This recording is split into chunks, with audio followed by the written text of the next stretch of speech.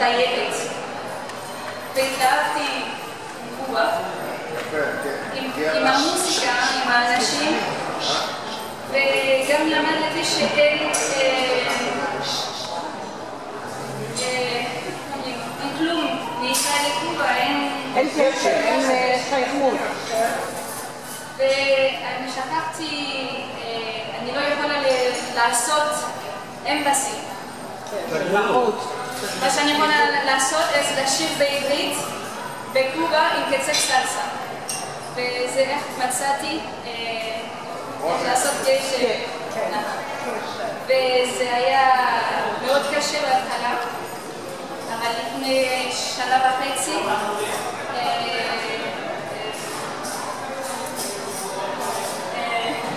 תגידי, אנחנו נתרגם. לא, אבל אני מנסה בעברית, אני צריכה. למדתי עברית כשנסעתי לישראל כמה פעמים ולמדתי חברים. היית לא מזמן בארץ. היית בפסטיבל. לשבועיים, לחודש. היית באיזשהו פסטיבל, משהו לאחרונה. פסטיבל, באיזשהו פסטיבל, לא? לא? אני הייתי בישראל בנובמבר, אבל רק בגלל האמא שלי חיה בישראל עוד פעם. אז היא חזרה מצרפת? היא חזרה מצרפת לישראל לפני 6 שנים. באפרת. איפה היא גרה? באפרת?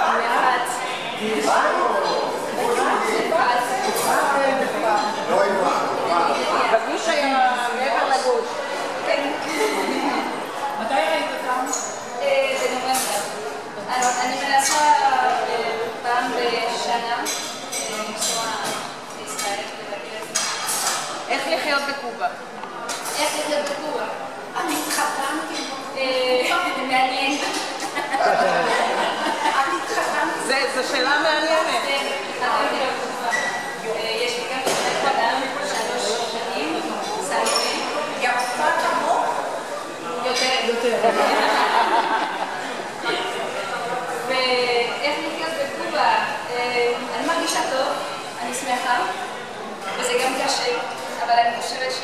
ואת לא מתגעגעת לפריז? זה קשה. רגע, למה זה קשה? מה היתרונות, מה החסרונות? מבחינת הגעגועים להורים שלך, או הבחייה? לא, זה קשה לחיות בגלל אין כלום. כמעט כלום. אבל יש לי אהבה, ויש שמחה, אז אני מרגישה שיש לי הרבה, אבל מתי אני חושבת לילדה שלי, אני חושבת שאולי זה טוב בשבילי, אולי לא בשבילה, ואני צריכה כבר לחשוב עליה. ותתחילי בשפה העברית. יודעת לדבר עברית? לא. אז תגידי כבר על חייך. כן, אבל אני כבר לומדת ספרדית וצרפתית, אז לאט קטנה. אבל הייתה בישראל פעם ראשונה בנובמבר, היה כיף. היא אהבה. והיא למדה משהו. היא למדה שבת שלום. ברור, שבת שלום. באפרת, שבת שלום. חייבים. ושבוע טוב עוד לא. חודש מבורך. יש לה דרכון ישראלי. ואת בעצם אזרחית ישראלית. כן. יש לך אזרחות גם פה אבל? לא. אבל את נשואה לקובאני. אני לא רוצה... רגע, אם את נשואה לקובאני, לא מגיע לך אוטומטית אזרחות קובאנית? לא. וואלה. אזרחות זה אי אפשר. אלא? אישור שהייה, מה שנקרא? רזידנס פרמיט. כן. אישור זמני לשהייה בקובה. אז אנחנו נראה אותך. אוקיי? טוב, בסוף תעשי עלייה עם הקובאני. אני נולדתי בנהריה. אנחנו גרים קרוב לאפרת בירושלים. כן? אז יהיה בקשר.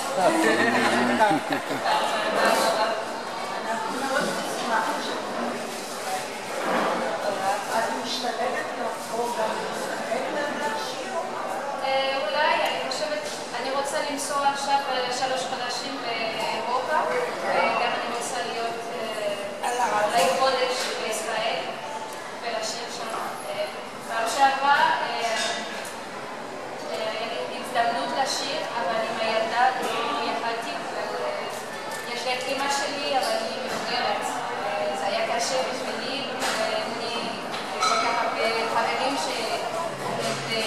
תשמעו לטפל. אבל פעם הבאה אני אולי אולי תבוא עם ספר, הופעות סלסה. הייתי רוצה, אבל אין כסף. הכסף זה כל הזמן הבעיה. איפה הציעו לך להופיע? איפה את מופיעה? בישראל? בישראל, כן. עד עכשיו לא... שהיית צריכה להופיע. היא לא הייתה צריכה, היא לא תכננה עוד. לא תקחי. עכשיו היא מתכננת. כן, אני רוצה לעשות משהו, אבל אני צריכה לדבר עם כמה אנשים שם, לראות אם זה אפשר, אולי איזה סלסה, זה מאוד הולך בארץ, תדעי לך. כל מקום תשמעי, זה הדבר המון. אני אומרת, יש גם